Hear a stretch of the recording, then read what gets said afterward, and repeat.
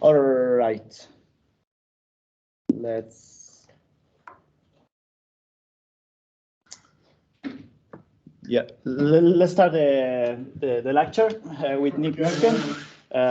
Please go ahead. I will stay here to control the camera, just to make sure that everything. Yeah, thanks so much, right, for organizing this, and yeah, welcome everybody. So the goal of this talk or of this lecture is actually just to speak kind of 3 hours about this formula, which you've already seen, I guess, to some extent on Monday in maths introductory lecture. So it's the Benamou-Brenier dynamical formulation of optimal transport. And the goal is to some extent to overlap a little bit with Juan's lecture. So if you remember, Juan started his elaborations on autocalculus by defining these metrics G rho, and then he showed that this naturally gives rise to this formulation. And here we are kind of going the other way. So I'm going to start with this and then show how this autocalculus Riemannian interpretation can be motivated from this, which I think is also somehow the historical development. And the idea is to show a little bit, so I think quite a lot of things can be done with this. For example, you can modify this formula a little bit, and then we are going to see these different particle algorithms, gradient descent type algorithms, and their different flavors arising. The general flavor, so this is one goal, and the second goal is to go a little bit beyond first order autocalculus and go towards second order a little bit, to connect it to some extent to what Sam talked about in terms of curvature.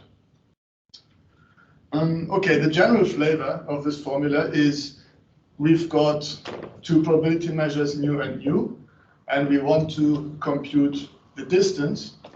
And the distance, so the quadratic Wasserstein distance, and the spirit of it is that we consider an interpolation of these 2 measures. So one measure is morphed into the other measure somehow continuously. That's the time here.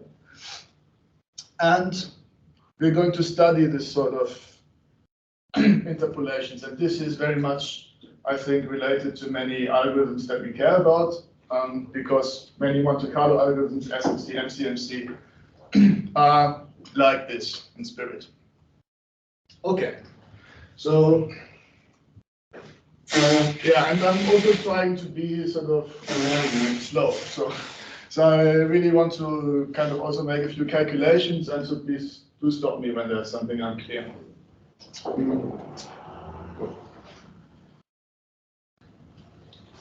So in particular, it's not really necessary that you understand this formula now, right? So maybe one thing that I'd like to recall is this definition here.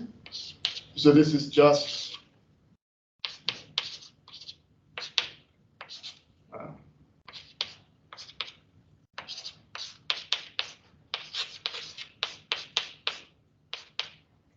okay, so that's the L2 norm of the vector field V at time t.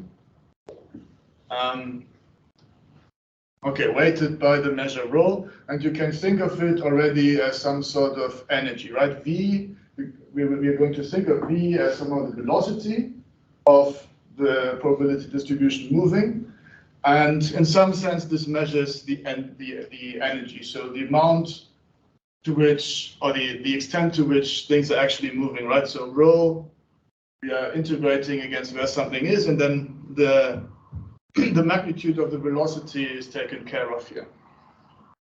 Okay, so let's think first about this constraint. So as you can see here, we are minimizing, actually here we are minimizing over curves of both probability distributions and vector fields, right? So rho t, so this is going to be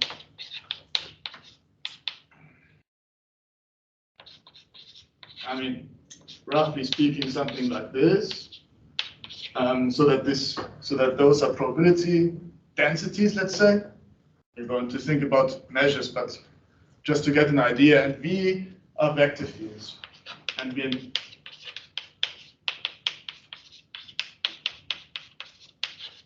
are minimizing over these two components, and these are constraints. So we're trying to minimize in the end this kind of movement. And here are the constraints.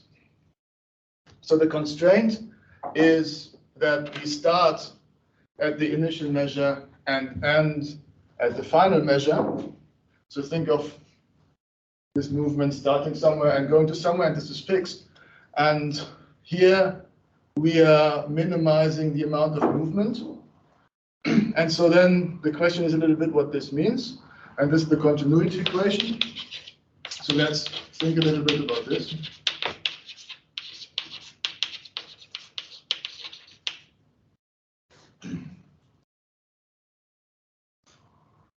And you should think of it maybe as saying that this is, so the interpretation would be, it's the Fokker-Planck equation for the ODE.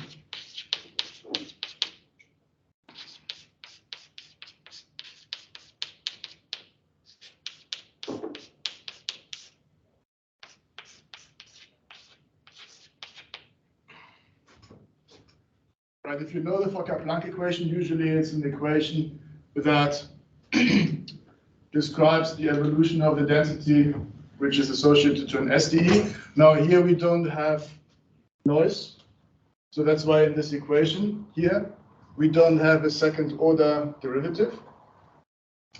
And it just means we start at some distribution rho 0, and then think about the vector field from the family of vector fields fixed.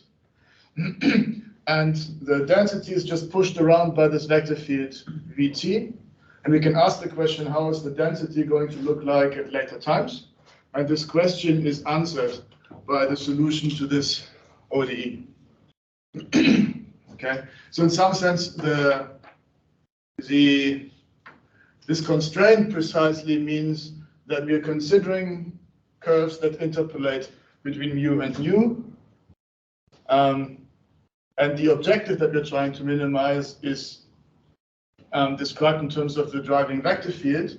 And we have to impose that the vector field and the curve match. So belong together in this way. I know probably most of the people know this kind of, right? Is it too slow or is it too fast? It's good, yeah. Okay. Okay, good. So I thought we can actually make a small calculation and make it here. So more precisely, often we are going to think about this in weak form. So this means we multiply this equation with the test function phi, and then we integrate it. And so if we do this, then this is going to happen. Right, so here I multiply with phi, I integrate, and then I pull the time derivative out. And here I can also multiply with phi, integrate, and then do integration by parts. So this divergence is going to end up on the test function. Okay, and so this should hold for all test functions. So for example, for functions which are smooth and then with compact support. And we can, right, so this is sort of a more or less equivalent way of saying that this should hold. It's a bit weaker. And one way to convince ourselves about this is we start with this, right? So this is our claim. If we have an ODE like this, Vt is regular enough so that we can find solutions to this, then we need to convince ourselves that this holds. And we do it by looking at, let's say we take such a test function phi, and we evaluate it at a curve here. So we now take the time derivative, and then take expectation, then this is essentially going to be this. So this is going to be the same.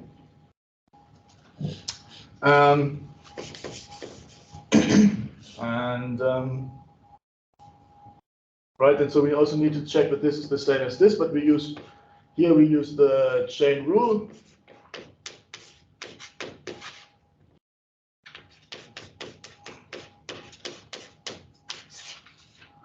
And now here we use the equation, right? At some point we of course have to use the equation.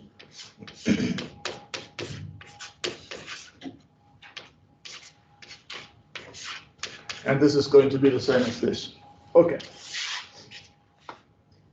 Right, so this is a little bit as a warm-up. As a very rough comment maybe, other questions about this? The converse also true. I'm going to speak a little bit on the converse in like 1 minute. So so I'm going to make a comment, right? Like you have to think about how you're going to ask the converse questions, but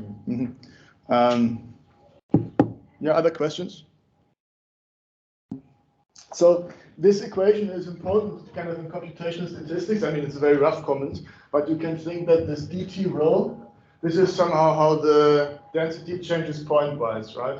So it's kind of, you have a density rho and you perturb it a little bit, you go up or you go down, and it's maybe kind of related to importance sampling or resampling or this Fischer-Rao birth-death dynamics. And then here you equate it to something that involves a vector field, so that means actually moving things. And so if you have more like schemes that actually move particles, this equation is important because it allows us to relate these two approaches. Okay. Yeah, so now actually let's come to the converse question or to the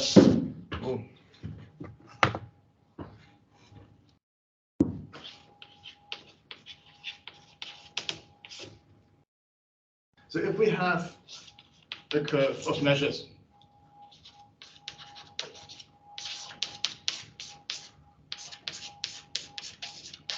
okay, so probability measures, we've got the curve of these measures indexed by parameter t, and we just want to ask the question, can we find a vector field so that this equation, or maybe this in weak form, is satisfied? So in other words, can we find a vector field that does this movement, so that reproduces this curve? Okay.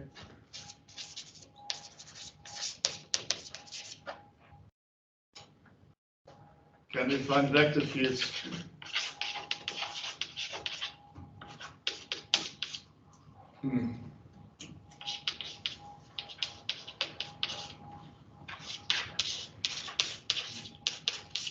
So,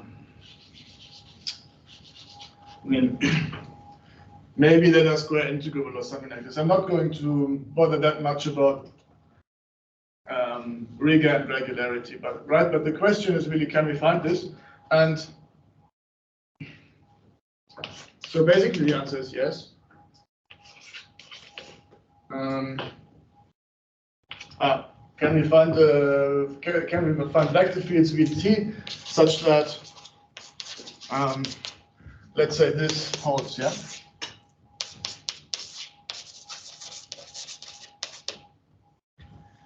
And the answer is basically yes. We need some regularity assumptions, of course, on the curve, because if the curve is like really wild, then we can't reproduce it as pushes and so on. But so the key word is if this is absolutely continuous,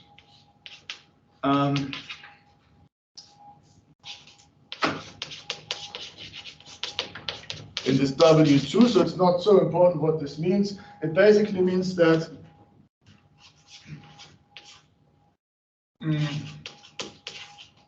we look at this curve, we look at two different instances of time, and if S and T are close together, then also these curves should be close together. This means continuity. And we need something a little bit stronger, so it's kind of a Lipschitz.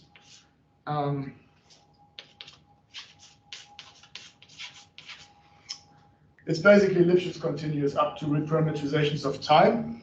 So with some function g, it doesn't really, it's not that important. I just kind of put it for technical completeness. For us, it basically means that whenever we have a curve of measures that is kind of reasonable, because this allows for quite a bit. So for a curve that is kind of continuous in some more or less weak sense, then we can always find such a vector field that does this pushing around. And also, whenever we have an equation like this, then the solution will actually be absolutely continuous in this sense. So it's really a neat characterization if you care about regularity and so on. Okay, I mean, does it kind of answer the question about the converse? I mean, I'm going to elaborate a little bit more. We kind of go our way. Does it correspond to like a particle being pushed exactly as well? Yes. So it's, I mean, it does mean that, so we fix a curve, we want to find, you can also think about this equation instead of this equation, because they're equivalent, more or less, right? So you can ask, if you fix a curve of probability measures, can we write down an ODE that does this, right? Given the correct initial condition. Yeah. Is the vector field, let's say, smoothly evolving over time, given the rho t, let's say, the condition you have? That's you want it to be integrable to. Yeah, that's a pretty good question. To be honest, I don't really know. I need to think about it.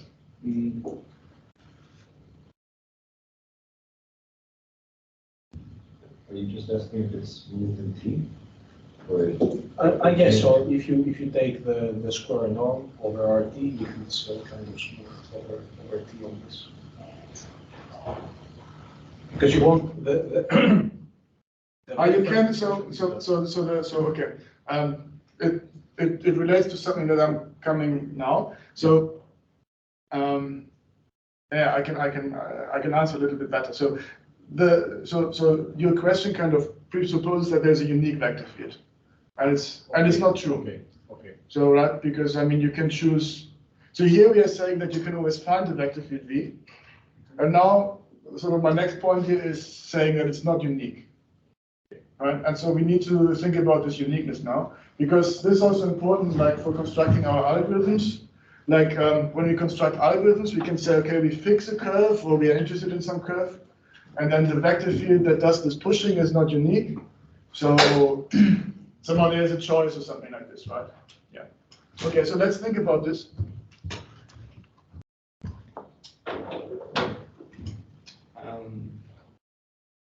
Maybe I'm just going to leave this formula.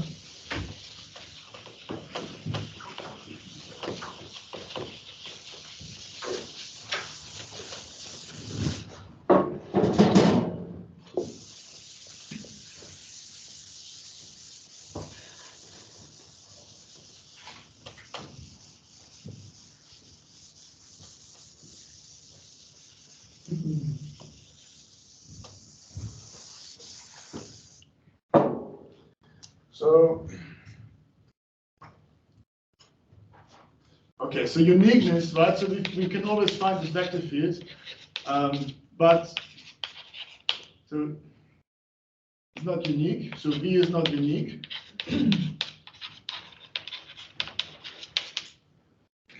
Okay, why is it so?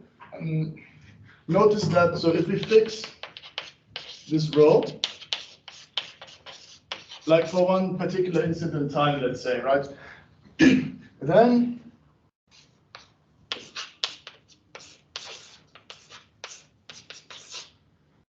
so this equation is going to have many solutions. Vector fields that solve these equations are weighted divergence free, so it's the divergence, but it's somehow a weighted divergence. And so there's going to be many vector fields that solve this equation. And the upshot of this is that I'm going to come back to this point, right? But if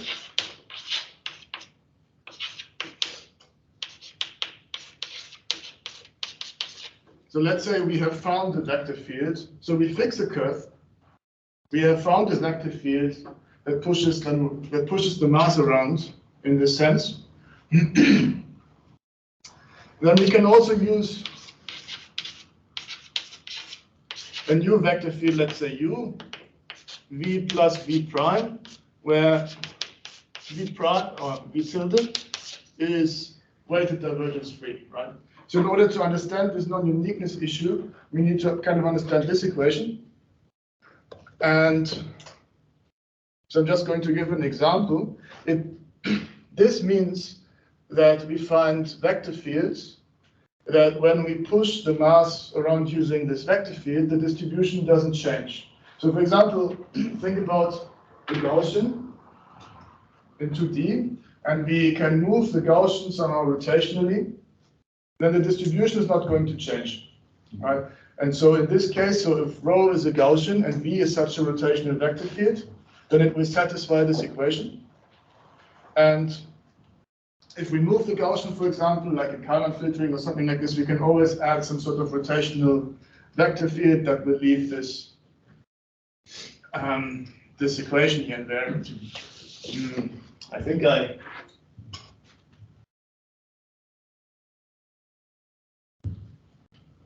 So I think I made an example here, for example,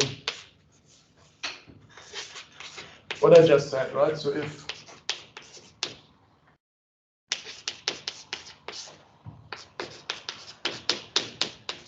this is a Gaussian, let's say in 2D, and we can take such a rotational matrix, a skew-symmetric matrix, and V can be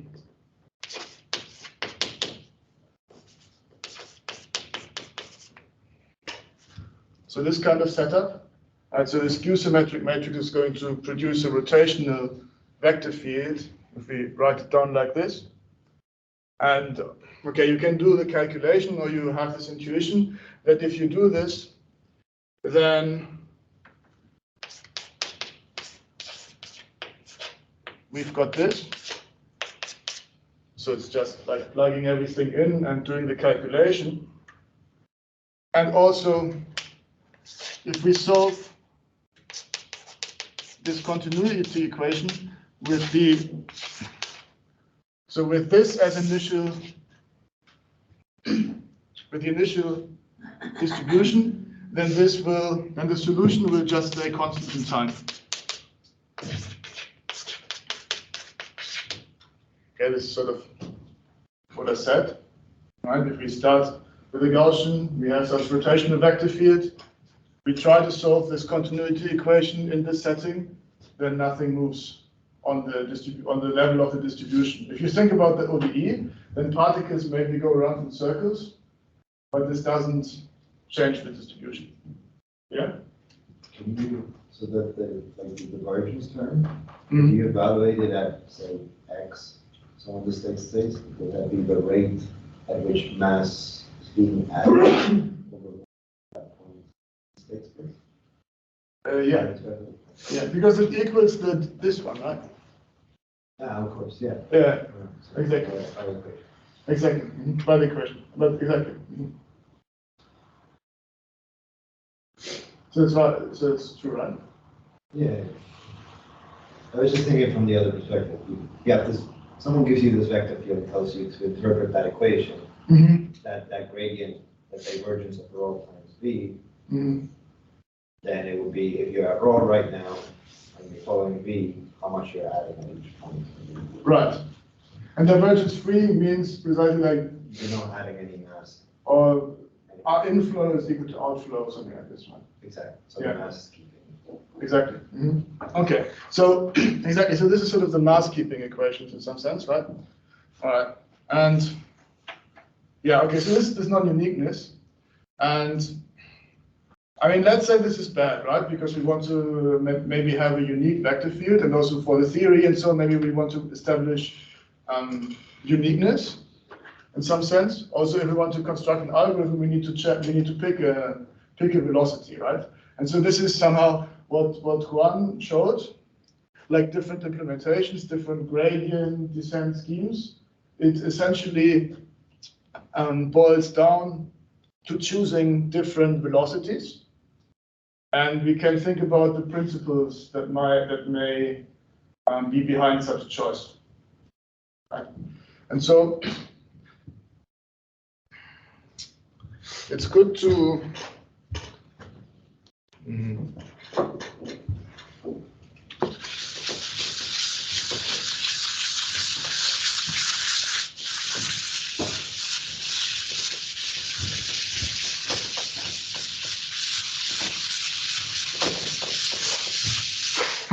yeah, should wash with water, right? So to make this a little bit,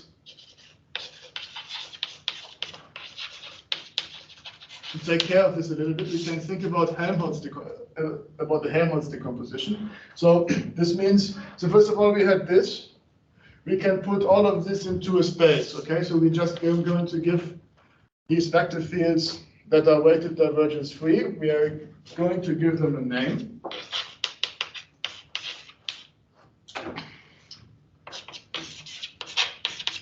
So these are vector fields, I mean square integrable, but so that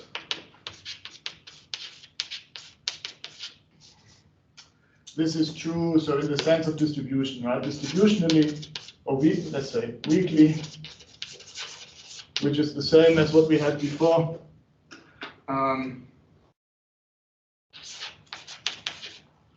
So this is, I mean, this is satisfied weakly, sort of by definition of this word, weakly, when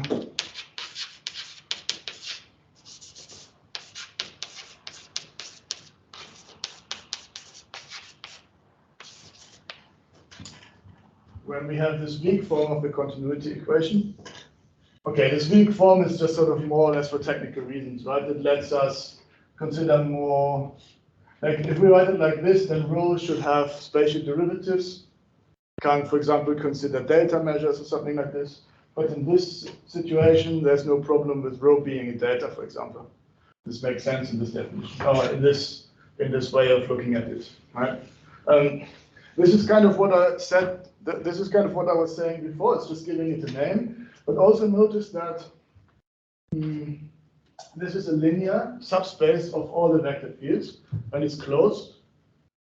So, I mean, essentially, this is a linear constraint. So we've got the space of all vector fields, and we are now looking at a closed subspace of this. And we can ask sort of what is remaining. So we can look at the orthogonal complement of the subspace. This is in L2 of rho. Yeah, so this is the subspace of L2 of rho, right? Linear closed subspace of L2 of rho. And we're now going to look at the orthogonal complement of this, because this will let us decompose any vector field here into one that somehow, say, is annoying in the sense, right? And the other one which is kind of more important, yeah? And okay, what did I want to say about this?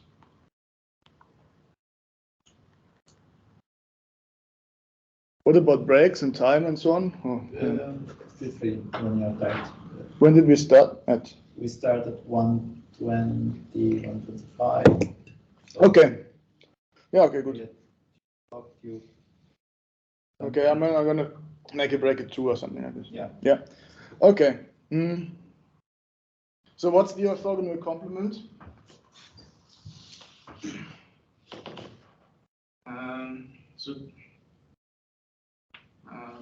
So yeah. Well, this is what is called Helmholtz decomposition. So we can write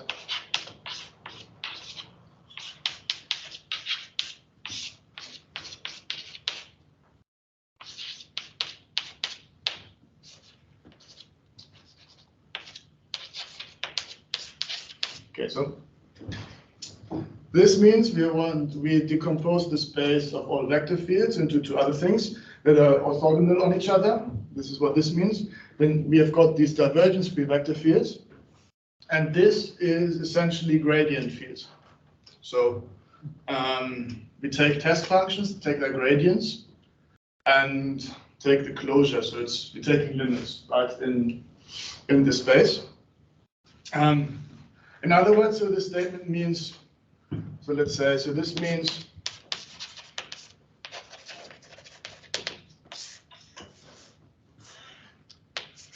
so whenever we've got a vector field in the total space,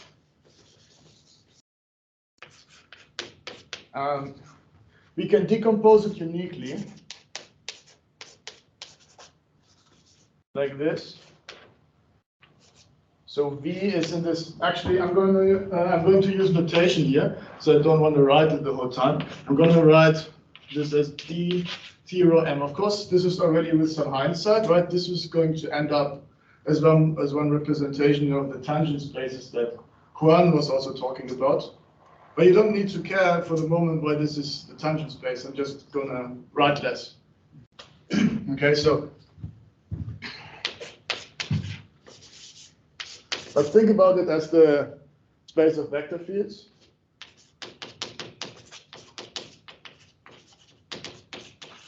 Okay, so any vector field can be decomposed uniquely into a gradient field and a divergence-free field. And also, whenever we have got V and W like this, then they will be orthogonal in this sense. Okay, so this kind of takes care of this non-uniqueness issue.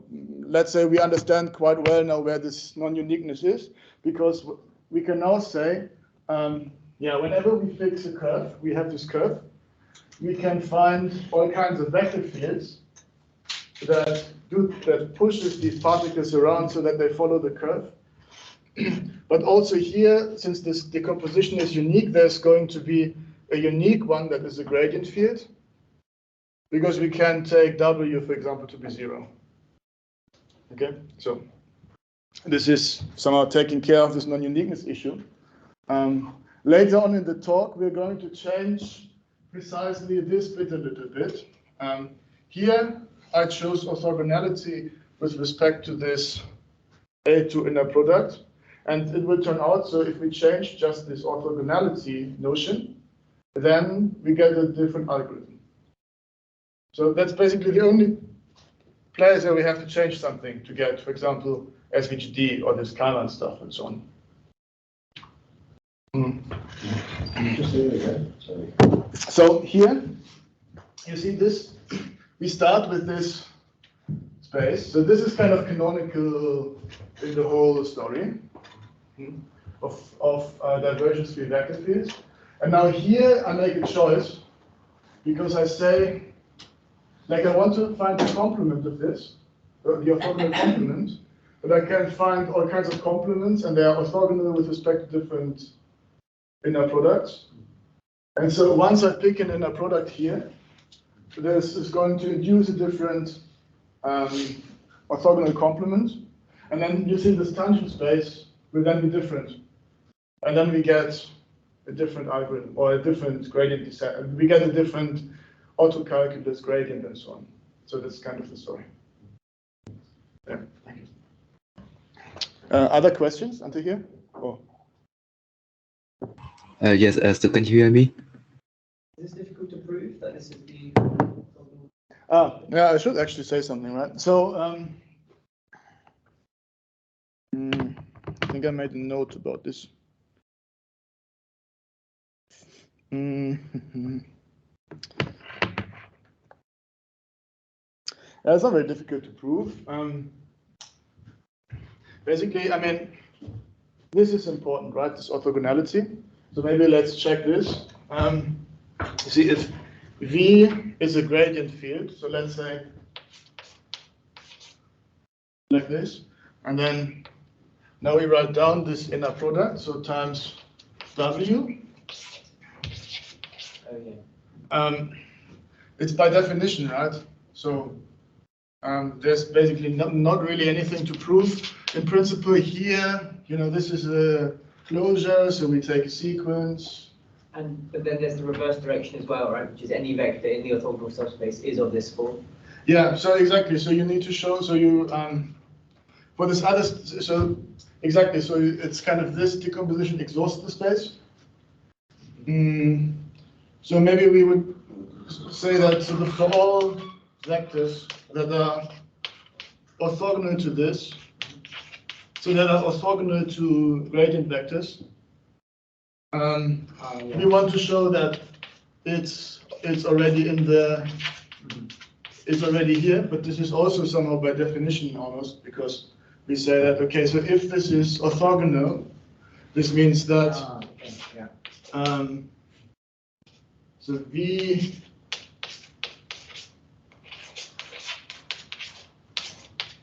so I don't know, maybe I'm writing is not very clear, but so if we have a vector V, a vector field V that is orthogonal to the space of gradient fields, that means whenever we take the inner product with respect to a gradient field, any gradient field, is going to be 0. And already now you can do integration by parts and get divergence-free condition, or you just look at the definition kind of the weak form of the continuity equation. Yeah? This is probably very wrong, but can I intuitively interpret this as the tangent space component is telling you how it characterizes how the distribution is changing, whereas the divergence free field is telling you how the particles are moving within the distribution? I mean, it's not completely wrong, right? I mean, I think it's spot on in the sense that somehow this doesn't change the distribution, but it might change the movement on the level of particles, right? I mean, with the tangent space, I mean, I'm going to come back to this, right? Yeah. Okay. Will you talk much more about the decomposition aspect of things later, or? Yeah, so I want to follow this through, do the autocalculus for this, and then I want to say, then I'm not going to do everything again, but I basically want to say that if you change this, then we can do everything kind of in the same way, and these are going to be the changes. So this is kind of my plan. Yeah. Yeah. So there's just a small comment which I remember hearing a while ago, which is sort of saying this decomposition, it's a bit like a QR decomposition somehow. Yeah, that's because there's this much stronger theorem by Brenier, right, which is polar decomposition. So any map can be decomposed as a volume-preserving map, and as a map that can be written as a gradient of a convex function. Yeah. And this is an infinitesimal version of this. Yeah. So because volume-preserving maps, I mean, this is this is an infinitesimal version of preserving rho, because we're just moving infinitesimally, but we can just ask like the general space of maps that pushes rho onto itself, right? And yeah, so you're right. It's an infinite, and QR decomposition is another special case of this. Yeah, it's not quite QR. It's the polar factorization of matrix. Yeah. As you say. Yeah. So this is exactly so. In general, this is a little bit the flavor of this theory, right? I mean, here on this side we are looking at global transformations of mu into nu, and here we are kind of looking infinitesimally. So this is a little bit the spirit of things. Can I ask one? Yeah. Just so that I understand. So does that mean that in the very first equation that you wrote on the infinity, we only need to check vector fields that are in this theorem? Oh yeah. This is the next thing that I want to say. Exactly. Yeah. So this is perfect. This is exactly right. So this is, I think, the next thing that I want to say. Yeah. Yeah. So this was sort of section 1. Other questions? Right. So, I mean, exactly as you're saying, I'm now gonna erase it up a little bit.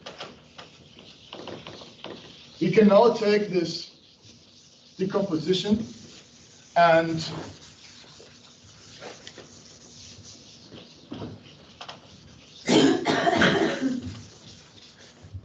plug it here. So here, instead of minimizing over v's, we can always write this v as a gradient plus, so this is in this T rho m, and this is in this divergence-free vector field, right? Can always do this decomposition uniquely according to this Helmholtz decomposition. And if we do this, then, okay, let's see what happens here. Okay, we're going to get this.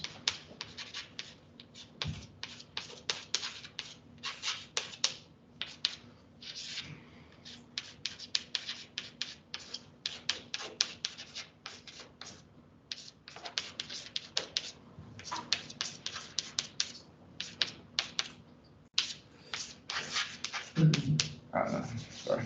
So the point is here we don't get a cross term, right? So we would have nabla phi times w in our product, but it's 0 because we've got this orthogonal decomposition. All right, so this is important because, like, if we had chosen here different inner product, then here in this formula we would get a different cancellation of this sort. Right, so that's how it influences this autocalculus kind of thing. And okay, so that's this is this bit, and this bit only sees the nabla phi, because the W is divergence free, and so we can write it like this.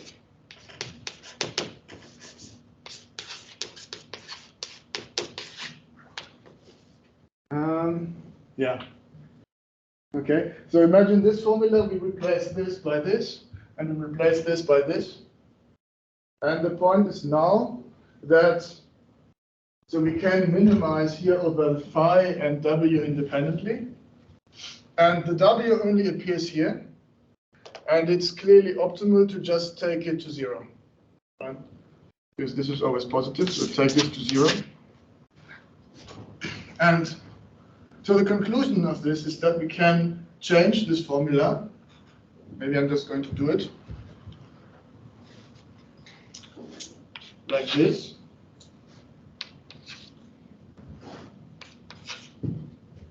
Okay, and it's still true. So before we had a minimization of a much bigger space. Now we've got a minimization of a smaller space, which is better, right? Okay.